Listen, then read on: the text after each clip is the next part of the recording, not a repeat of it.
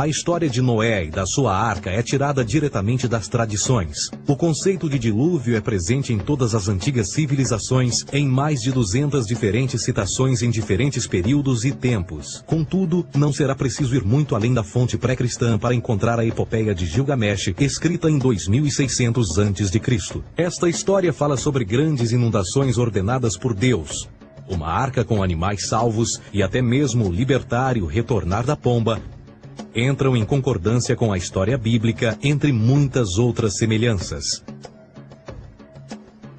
E depois há a história plagiada de Moisés. Sobre o nascimento de Moisés, disse que ele foi colocado numa cesta de cana e lançado ao rio para evitar um infanticídio.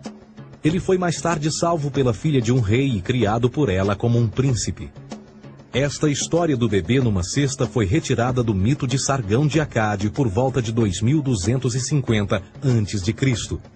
Depois de nascer, Sargão foi posto numa cesta de rede para evitar um infanticídio e lançado ao rio. Foi depois salvo e criado por Aqui, uma esposa da realeza Acádia. Além disso, Moisés é conhecido como legislador, portador dos 10 mandamentos e da lei mosaica. Contudo, a ideia de a lei ser passada de um Deus para um profeta numa montanha é também antiga. Moisés é somente um legislador numa longa linha de legisladores na história mitológica. Na Índia, Manoa foi o grande legislador. Na ilha de Creta, Minos ascendeu ao monte Ida, onde Zeus lhe deu as leis sagradas. Enquanto que no Egito, Moisés tinha nas suas pedras tudo o que Deus lhe disse.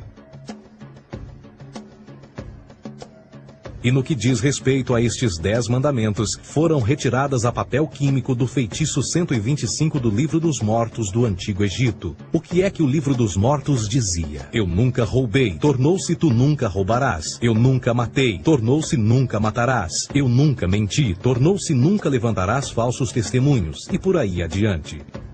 A religião egípcia é, no fundo, a base fundamental para a teologia judaico-cristã. Batismo, vida após a morte, julgamento final, imaculada concepção, ressurreição, crucificação, a arca da aliança, circuncisão, salvadores, comunhão sagrada, dilúvio, Páscoa, Natal, a passagem e muitas outras coisas e atributos são ideias egípcias, nascidas muito antes do cristianismo ou judaísmo.